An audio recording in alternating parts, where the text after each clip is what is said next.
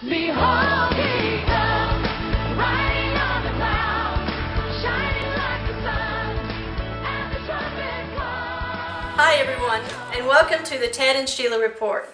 And we have a great broadcast for you today, and we are going to discuss a series that we're going to name The Prophet's Puzzle of Jacob's Trouble. And I have known Ted and his wife Sherry for several years, and let me tell you, they are a fantastic, wonderful, delightful Christian couple. And Ted has been studying Bible prophecy for 25 years, and he is grounded with the Word of God from the Calvary Chapel teachings. And if you want to reach Ted personally, his email is tedman@centurytel.net. And my email address is shelia.a.white@gmail.com, and my name is spelled shelia. It's a little bit different. And really what we want to do today is talk about what is happening around the world and how Bible prophecy is pretty much showing us what is happening right now in the last days. And folks, I truly believe that we are living in the last days. And I would like to hand this over to Ted right now and let him discuss with you some of the current events that we are having take place in today that was prophesied many years ago. And Ted, how are you doing today? Doing great. It's Wonderful. Good to talk with you here. Glad to have you. Yes, we're describing the prophet's puzzle, and it is a giant puzzle, and how it fits together is there's so much difference of opinion of what Bible prophecy is describing. But as to the current events, we see a move in the Middle East of instability between Shiite and Sunni and these different factions that are trying to take over the Middle East, and an instability between the Palestinians and the Jews and fighting over the Temple Mount, which is going to make the world in a much more dangerous place than it already is. And that's what it's leading to. Yes, that's what it's leading to. And this whole move to make and establish a Palestinian state is what is making the instability, because as all the world declares to Israel that they have to divide their land that God gave them, Right. and to create this Palestinian state and to divide the city of Jerusalem, which I believe it is described in the book of Joel as one of the four reasons given why God comes back to judge the nations. One is to protect Israel. Yeah. The second is because they've divided his land, and I believe that dividing his land means establishing a Palestinian state in the West Bank, as well as dividing Jerusalem in half, as well as possibly dividing the Temple Mount and having two temples on that holy mountain and two world religions so-called at peace. Right. Now, if a man can come and bring peace in this situation and peace between the Sunni and Shiite, we will then have a man that can confirm a covenant with 7 years described by Daniel. Correct. Now, is this what we are seeing happening in Jordan with ISIS? Is that part of this? Yes, that is part of this move to push the world into this treaty of dividing the land of Israel. And yes, the Jordan and possibly the bloodline of the leadership of Jordan, the Hashemites, could play a role as a possibility of where this man of sin will come from. This is sort of a difference of opinion in prophecy, which has been going on for quite a long time, as to the origin of the Antichrist. Will he be from Europe? Will he be a Roman? Or will he be a Muslim? And really, the whole issue shouldn't be so divided on it. It is possible that he's Muslim, and I think he is. Yeah. But he's also possible that he will be a leader of a European group, possibly called the Club of Rome. Yeah. And the Club of Rome did divide the world up into 10 kingdoms in 1975. They changed the name to regions to as not look so bold, I believe. But then we see this move of engulfing the whole earth, described in Daniel 7, as the possibility of the fulfillment of the 10 toes and the 10 horns. Now, that is my opinion on that, but what we see this move towards this one world government, we also see the need for establishing a Palestinian state. And this Palestinian state is described as dividing God's land, and that's why he's going to come back to judge the nations. We're seeing France declaring a Palestinian state. And when they did that, they cursed Israel. Well, weeks later, they got devastated with terrorists, killing newspapermen and Jews and police.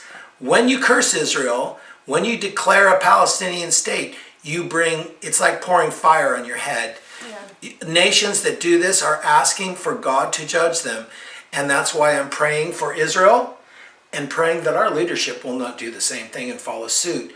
The United States has been the world leader as the strongest and most powerful nation since 1948, when they helped to establish a Palestinian state by endorsing the Balfour Declaration, which was declared by England, but they abstained from voting and they ceased to be a world power. Yeah.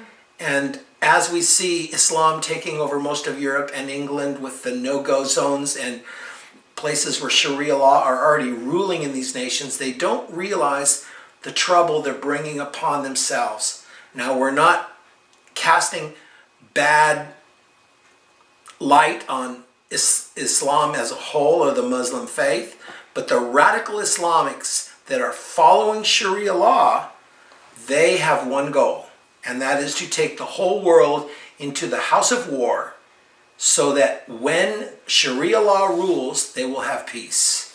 Yeah. And that peace will not come until Jesus Christ establishes the kingdom of heaven upon this earth. And they actually believe that with the rioting and the fighting and the killing, that they are bringing forth their Mahdi, which they believe is their, I guess, sidekick their to Messiah. their prophet or something. And it's strange how the Jews could embrace somebody who's looked by the Islam as their Mahdi, yeah. Or how they could believe that he's also their Messiah. Right. But understand, Israel is in such a difficult situation that they will embrace anybody that will come and bring them peace. They're surrounded by enemies. They're being prodded by all the powers of the world. Yeah. And this pressure and the money of the United States putting pressure upon them. Right now we have quite a controversy between this Obama criticizing our Senate for inviting Netanyahu to address the Senate right before the election. Yeah. At the same time, he sent Jeremiah Byrd, his publicity man, who got him elected twice, along with an entire army of people and a lot of money to flood the media to try and get Netanyahu thrown out. So he's interfering with Israel politics and this free election. This election is only happening because the Knesset was dissolved by people who are trying to establish a Palestinian state. If Netanyahu is deposed, and I pray that that doesn't happen, but if that happens, then the possibility of establishing a Palestinian state with establishing a treaty, because you have to have the treaty first or it won't work. Right. So if a treaty is established, then a piece of the puzzle, which people have been puzzled over for 2,600 years, will start to come to place. Whereas Daniel described this covenant with many for Israel for 1 week or 7 years. This covenant to establish a Palestinian state has to exist first before the man of sin can then later confirm that covenant to start the 7-year tribulation period. But we are watching as catastrophic events are about to take place. Right. And we need to pray for the peace of Jerusalem, pray Netanyahu stays in office to hold back this evil as long as we can, because otherwise we're not being salt and light. Right. And if we are in agreement with some of the churches who embrace replacement theology, then we are actually being part of the problem with cursing Israel, saying they don't have the right to exist. And that's one of the reasons that I really felt strongly that we wanted to do the video, is to enlighten you, to get you up to date with what's going on and where we are, in prophecy. And is it possible at this time where you can just show me how the pieces kind of fall together? Yes, and that is really what the puzzle is all about, the prophet's puzzle of Jacob's trouble, meaning Israel. Yeah. And this puzzle is, as is described in the book of Daniel, you'll seal these things up, Daniel. They won't be understood until the last days, when knowledge and transportation and people going to and fro rapidly increase, and we are in those days. and the pieces are falling in place and right just before our eyes. Really And every quick. time you watch the Really, news, really more fast. events. You have to be careful by interpreting everything that happens as, oh, it's another sign, because you can be misled. Yeah. But as the whole puzzle comes together, the pieces starting to fit, you can draw certain conclusions. And the conclusions that you draw are going to swing you one way in the debate or another on how the pieces of this prophecy, and to say the prophet's puzzle is really all the prophets, Old and New Testament, the major and minor prophets, describing events that take place in Daniel's 70th week. And these events are multiple battles. They are sieges of Israel enforcing the mark of the beast. All of these events were seen through the lens of time by all of these prophets, but they were described outside of time as events taking place all at once. So therefore, when they describe certain events like what takes place in Daniel 11:40, you're really seeing a description of 3 battles and Israel hiding from the Antichrist, Wow. fleeing to the mountains. You're also seeing in Ezekiel 38 and 39 both the Magog invasion, an attack upon Israel, and the Battle of Armageddon with 2 destructions and 1 cleanup. And this Magog invasion taking place in the midpoint just before Antichrist enters into Israel to Right. do the abomination that causes desolation, Yeah. which I call here the A-bomb, Yeah. because that is going to be the destruction upon the earth when God turns his back and allows all hell to break loose. But this battle is going to be brought about when Israel is at total peace. So they have to have So the there treaty. has to be that, guys. Yeah. There has to be the treaty that's been confirmed first. And then after the first half is concluding, then the Antichrist actually allows this king of the north to come against. And right now I would like to read that Daniel 9 prophecy to you, because it is actually an overview of the time of Jacob's trouble. And this is what it describes in Daniel 11:40. At the time of the end, the king of the south shall attack him. Well, understand, it's the king of the south. This is probably the Psalm 83 battle. It is a leader in Egypt. The king of the south was always the king of Egypt. And he's leading a confederacy of nations described in Psalm 83 as the ones that touch borders with Israel to attack Israel to take away its land. The goal is to take the land to establish a Palestinian state for the entire land of Israel. And they're going to attack at the same time. The Palestinians will be sieging half of Jerusalem. That means they've already established a Palestinian state. And I feel that we are really, really close to that. Yes, that battle could come soon, or it could take a little while. There could be a period of time when a whole power shift takes place in this earth. But what we are seeing now, and what is getting ready to take place in this puzzle, is this setting up of this treaty, which will then be confirmed to establish it. So let me get back. At the time of the end, the king of the south shall attack him. Now the him obviously is the Antichrist, because through 36 to 39 is all describing Antichrist. And so the him in the context here is Antichrist. But Antichrist isn't even in Israel. So how can they come against him? They're coming against him because they're coming against his established treaty. Not confirmed yet, only established. Wow. But they're coming against him, his promise of protection. They come against Israel, and at that time, there is this battle where Israel and the IDF defeats its enemies. Right now, we are seeing a destruction in Syria, and Damascus is starting to get rebelized. But as we read in the destruction of Damascus, it will cease being a city and come completely down and never be a city again. It is described that it will be to the pride of Israel, and Israel will be the one who brings this victory. So to say that Syria is going to turn, or ISIS is going to destroy Damascus, that's only a foretaste of what's coming later. Wow. In this Psalm 83 battle, Israel will probably use tactical nukes against Damascus, and as well against Aswan Dam in Egypt. That will give them the victory over these armies trying to invade, but they will lose half the city of Jerusalem that's been taken by force, described in Zechariah 14.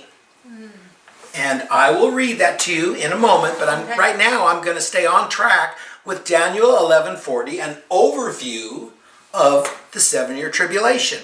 So at the time of the end, the king of the south shall attack him, Antichrist, attacking his treaty. And the king of the north, now we're talking about a second battle taking place at the midpoint of the tribulation period. The king of the north shall come against him like a whirlwind with chariots, horsemen, and with many ships. Now that is why Putin had to take over Crimea. He needed a seaport, which he now has. I never thought of it like that, but okay. He can come down now against Israel with many ships. Wow. And he shall enter, and then he, now we're describing the Antichrist, shall enter into the countries, overwhelm, pass through. He shall also enter into the glorious land. So now, the man of sin has now entered into Israel. We know when he comes in, he will claim the victory. He'll have a false prophet who is a religious leader, probably on the scene today. Yeah. We might know who he is, Yeah. who can perform miracles. He can make fire rain down. He's going to literally propel the Antichrist to power, and all the world will look at the Antichrist as the answer, and he's defeated this king of the north, or shall I say 5/6 Yeah. of this army. Yeah. 1/6 being left behind in Russia. Okay? And yes, Persia was included, and those countries that involved themselves, 5/6 of that army will be utterly destroyed in yeah. this battle. And that's what this is describing. And then he enters into the glorious land, defiles the temple, and kills the 2 witnesses. And when the 2 witnesses are destroyed, Israel will have a party. And all the world will see and be happy that these 2 witnesses, which brought plagues upon the earth and brought a lot of trouble, are now completely got rid of, because nobody could get rid of them before. And everybody will believe that this Antichrist is all powerful because he got rid of the 2 witnesses. He defeated these armies attacking Israel. He basically contained the problem and brought peace again. But that's only the lie, because then he goes into the temple, declares himself God, will probably sit on the actual Ark of the Covenant as his throne and commit the abomination that caused desolation. And then he shall also enter the glorious land, and many countries shall be overthrown, but these shall escape the hand: Edom, Moab, and the prominent people of Ammon. So if he's got everything, why can they evade him? Simply because when the 2 witnesses stand back upon their feet and ascend into heaven, Hallelujah. 144,000 young men of Israel will truly believe, and they and 1/3 of Israel will be able to flee to Petra. They'll be able to flee to Edom. And we have a prophecy described where Edom takes in the sheltered ones from the face of the spoiler. Yeah. And they're actually given a blessing because they do that. Yeah. So here we have Edom, Moab, and Ammon escaping his hand. Why? Because they now believe in Jesus. They now are protecting the Jews like some Christians did during World War II. And they were blessed and they were helped by the power of the Holy Spirit. So that then the next step takes place where he takes Egypt. It says, he shall stretch out his hand against the countries, and the land of Egypt shall not escape. He shall also have power over the treasures of gold and silver, and over all the precious things of Egypt. Also the Libyans and Ethiopians shall follow at his heels. But news of the east and the north shall trouble him. Therefore he shall go out with great fury to destroy and annihilate many, and he shall plant the tents of his palace between the seas and the glorious holy mountain, yet he shall come to his end, and no one will help him. Basically what this is laying out is the Antichrist has been down there trying to get into Petra, to get into these armies. He's setting his armies out like a flood, and the ground is swallowing them up, and he's perplexed, and then all of a sudden he gets this bad news. The kings of the east are coming from the north. And also probably the remnant of what's left of Israel is sweeping down. So he goes back to defend his new capital. His new capital is Jerusalem. Yeah. There are no Jews defending Israel at this time. They're in hiding. Right. So as he's defending his capital and his throne in the Holy of Holies, he starts to fight with the kings of the east, and this battle of Armageddon begins. And as these armies attack from the north, the blood will flow from the valley of Megiddo towards the Dead Sea.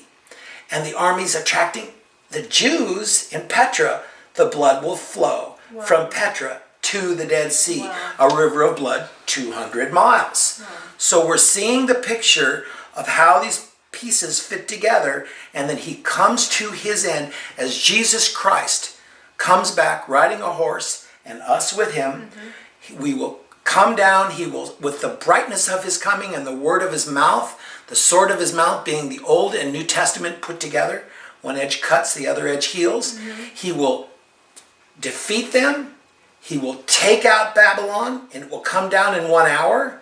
And then he will come back and land on the Mount of Olives, and it will split in half, creating a valley.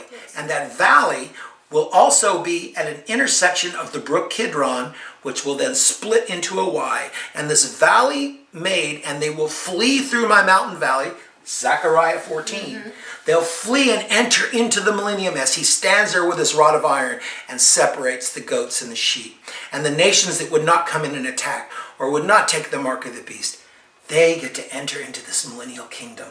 And he will cross over. He'll sit on his throne in Jerusalem, and a flow of living water will flow from the throne through that mountain valley and into the Jordan River, and everywhere it touches, it heals. And trees and abundant fruit, and the earth will enter into this blessed state of the eternal, or shall I say, millennial kingdom, described here as the millennium.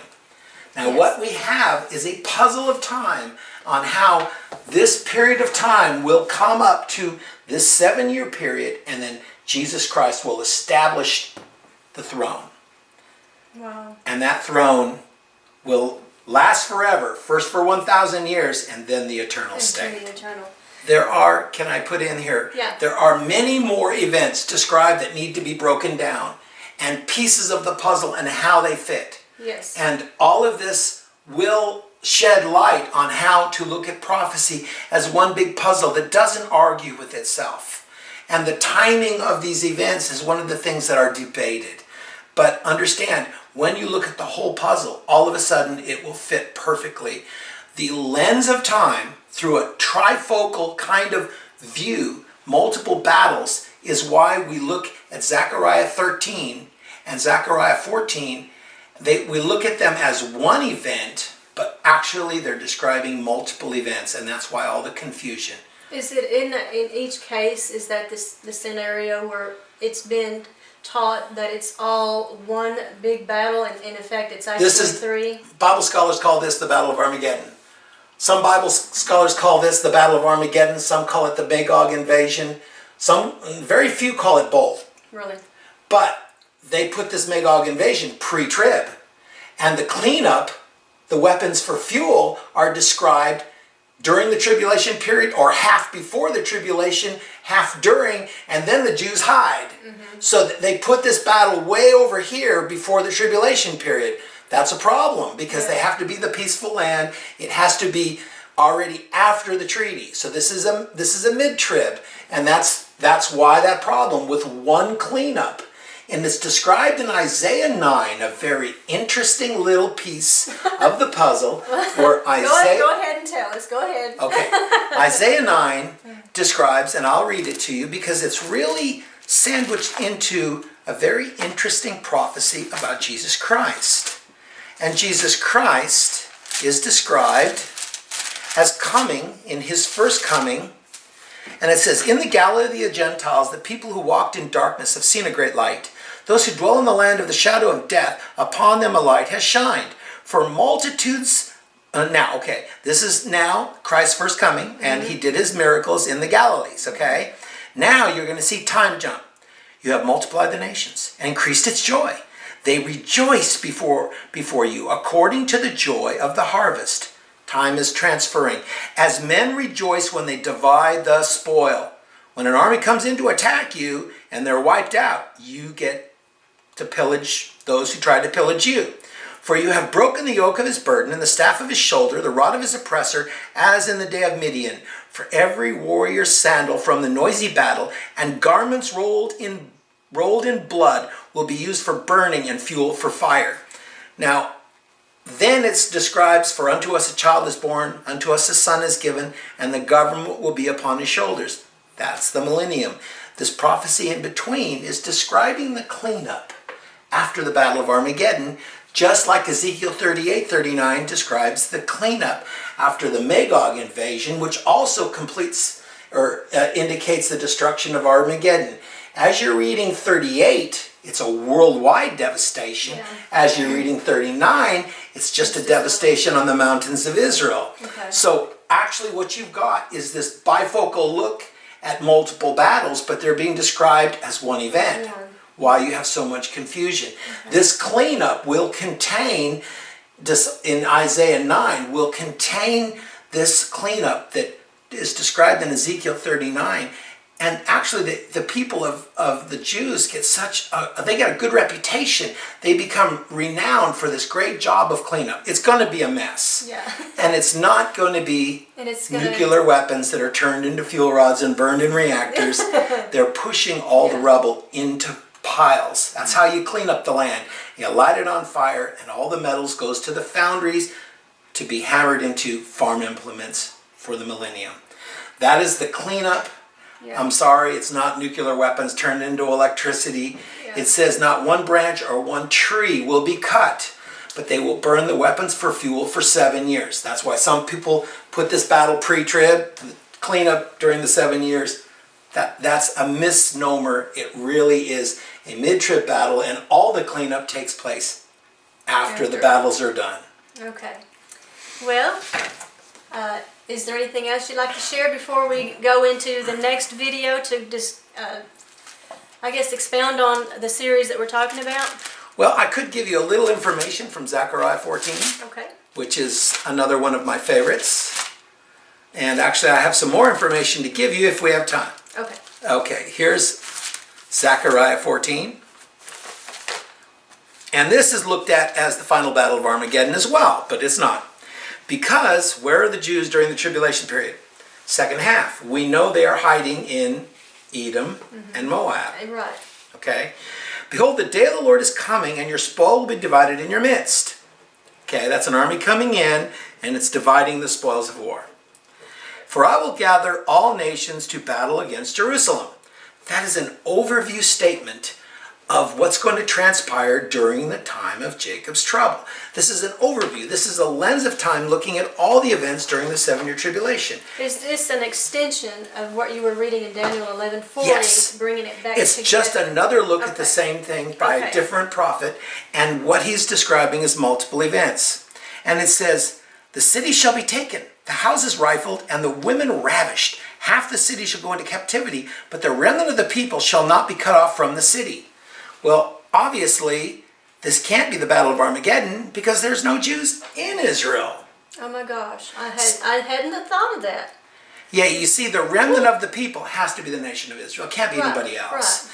And half the city is not cut off from the people. Understand, this establishment of a Palestinian state that we're about to see, they're not going to get half the city of Jerusalem. They can't, because this has to be fulfilled. Okay. So they're going to get the West Bank, but Jerusalem will be withheld from them. They'll still control the Temple Mount, but not the Wailing Wall. And this scenario will be set up, which is going to create a tremendous problem, because Israel and Jerusalem will then become the focal point of all politics. As they can lob rockets right into Jerusalem, they can create problems. Israel's going to be in a very dangerous situation trying to defend Israel until finally they will attack, take half the city by force at the same time as the Psalm 83 attack. Oh my But goodness. then we jump. Then the Lord will go forth and fight against those nations. Another overview statement of the whole tribulation period. As he fights in the day of battle. Now we're talking about the Battle of Armageddon. Oh my goodness. And in that day, his feet will stand on the Mount of Olives. And as he faces Jerusalem on the east, and the mountain shall be split in two from east to west, making a large valley. Half the mountain shall move toward the north and half to the south. And you shall flee through my mountain valley. They're not fleeing out of Jerusalem, running to the valley for protection. They're coming up from Petra. They're coming up from Moab. They're coming from Edom. They're coming back into the land to enter into this mountain valley of the millennial kingdom. Wow. And that's what's being described. And then it describes the millennial kingdom. Then it continues to describe the Battle of Armageddon. It's back and forth described by what the prophets were seeing about this period of time, but it's all jumbled up together because the one who's giving the information is outside of time. And that's why there's so much confusion. But as you stand back and look at the whole puzzle and see how it fits together, all of a sudden it starts to make sense. And that's why we've got so much debate. And forgive me if I sound like I've got it all figured out. Nobody's going to have it all. Nobody's going to know everything because it's an unveiling. Right, but It's I understand that, but I also truly believe that God has gifted him with the gift of prophecy, understanding, and what would you call it, discernment of prophecy maybe, but it is, I have never seen anyone It comes through have an study and then understanding, praying and then it just God kind of revealing. flows like butter, for him. It does like unveil as you study it and you look back at the picture. There's a lot of other little pieces. Like I said, I described Joel 3. I'd like to give you a picture of Joel 3 real quickly.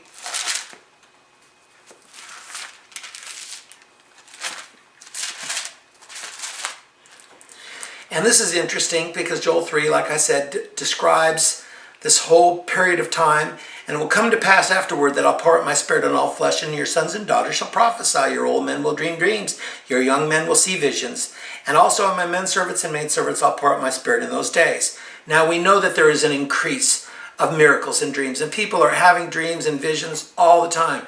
But I really believe the full fulfillment of this will take place during the tribulation period. But it also leads up to the tribulation period. As here it says, and I will show wonders in the heavens and the earth. Blood and fire pillars of smoke. The sun will be turned to darkness and the moon into blood before the coming and great and awesome day of the Lord. Emphasis on before the coming and great and awesome day of the Lord. This time of Jacob's trouble. The 7-year tribulation. This is a warning ahead of time. This is a foreshadowing of things to come. And that's why we're getting our last warnings with these blood moons. And now on the halfway day of the Shemitah, is 3 days after this election. Yeah. And if Netanyahu is deposed, and I pray that he doesn't, Yes. I don't mean to speak anyway wanting this to happen, but if he is deposed and this treaty is given away, it's going to make the world in a much more dangerous place. Yes. And as we see these events leading up, it says, and behold, in those days, this is Joel 3, I will bring back the captives of Judah and Jerusalem. I will gather all nations and bring them down to the valley of Jehoshaphat, which means judgment. And I will enter into judgment with them there. Now, yes, this can foresee the Battle of Armageddon and that valley of Megiddo, but it also can foresee that valley that's split in half of the Mount of Olives. And here's the 4 reasons given. On account of my heritage Israel. He's got to come back to defend Israel. He's made promises. God's not a liar. He has to come back and defend them. Whom you have scattered among the nations. They have also divided my land. Now I believe the full fulfillment of dividing my land is giving away the West Bank, giving away half the city of Jerusalem, and establishing 2 temples, dividing the Temple Mount. Yeah. The fulfillment of that. Then you have 2 more things that he's going to come back to judge the nations for. And this is on a sad note even for America. They have given a boy as payment for a harlot. We see that with human trafficking of young boys for pedophiles. Yeah. And actually that's being accepted in this nation. Some nations. Yeah, well, it's on an increasing state. And they've sold a girl for wine that they may drink. You don't have to think too hard to see human trafficking of young girls in the Middle East for harems and for wives. Wow. But you also see this as in India, these young girls are being sold into prostitution and born into prostitution. And this is selling a girl for wine that they may drink as a form of income for them. But also you can look at this another way. As young girls in this country are being taught to be more and more sexual at a very young age, and then as they grow up they get more and more raunchy and they become famous, and they come out at a Super Bowl riding a lion as the whore who rides the beast, this whore of Babylon, and they are riding on a lion like Isis. The symbol of Isis is a woman riding a lion. with a golden cup upon her head, with the eye of the sun, or the all-seeing eye on her head, and she's lifted up. Well, she takes this golden cup and makes all the world drink. And as they watch this and they sing along, their eyes and their ears are drinking of the wine of her fornication. This is being fulfilled before our very eyes. It's extremely evil. Yes. We have major corporations, like possibly soda pop companies and Disney, that's involved with making these girls become more and more sex symbols. This is evil. We need to be like Amy Grant at the Grammys. She saw what Katy Perry was doing and she got up and walked out. Wow. We need to get up and walk out. Yeah. We need to stop buying the tickets, or maybe just turn off our TV and our cable box. Amen. It is a time when we need to be prepared. Yeah. We need to clean the leaven out of our house. We need to clean the leaven out of our hearts. We need to seek and follow after God with all of our heart and wear the full armor of God. This period of time when things are going to get worse and worse are going to bring a time of testing upon the earth. The Lord says he's going to come and clean up his church first. But also it says that there's going to be a great falling away. And that great falling away is already taking place, but also the cleaning, as there's going to be a separating of the true church and the false church that's going to symbolized by this woman who rides the beast, that's going to bring her to power. And as Katie stood on that line and it stood up on two legs, in Daniel 7, it describes this lion that stands on 2 feet like a man. And she symbolized, as she roared and it roared, that she was one with the beast. Wow. And the symbology goes on and on with the eye and the sun, worshiping the sun god is Isis. And we see, well, they say it's just an acronym, what Isis is doing, but it's symbolic of this move by Satan against Israel and against Christians, and to try and take and control the whole earth, because ultimately he wants to kill all of us. And we need to be ready, because it's time to fight. And if you're wearing the full armor of God, you have nothing to fear. That's right. In fact, it's exciting times. Right. We can get ready to be used by him. Right. But With if we're not- boldness and being so strong in the Lord, and knowing that, you know, you're going to have the whole world come against you because of what you believe. You're going to have people hate you because of what you believe. But be strong, be bold, don't back down. Love them no matter if they hate you. And encourage your brothers and sisters to understand that their joy is coming from the strength of God. God's strength is your joy. So yeah, it looks like our world is falling apart around us, but you know what? I'm still very joyful. I'm very excited. I'm very blessed. And I know what's going on in our world. Ted and I talk about it all the time. That's one of the reasons we decided to do these videos, because we're seeing it. We're living in this generation where all these things are taking place. And it's like a lot of the people we know are asleep. They don't know what's going on. So we're hoping with this video we can reach out to people that are not aware, and hope to encourage you and just lift you up. And just remember, be bold and be strong. And if you anything else, Ted? Just simply don't be part of this world. Yeah. Don't enter into this rock and roll sinful lifestyle. It's not that rock and roll is evil. It's just the lifestyle of being in the world. We need to be a part. Yes, we need to function in the world, do our jobs. We need to be salt and light. We need to, when we see the symbology of Katy Perry riding a star, like Aleister Crowley claimed, every man and woman is a star. It's all about self. It's all about look at me, but also with a tail of a comet, of a rainbow behind her. She's riding the star, promoting alternate lifestyles and marriage that is sweeping through our nation. We need to stand and pray and vote against and do all that we can to hold back this evil, because we are what is restraining. And when the restraint is removed in 2 Thessalonians, it restrains that evil. And then the evil one can be revealed. We will be removed at the rapture. rapture of the church, Yes. God will then begin to deal with the nation of Israel again in this 7-year tribulation. He will deal with them and bring them back into the fold, and they will earnestly seek him. After this period of time, they will seek him, and then the millennium will begin. And happy, happy, joy, joy, right? Happy, happy, joy, joy.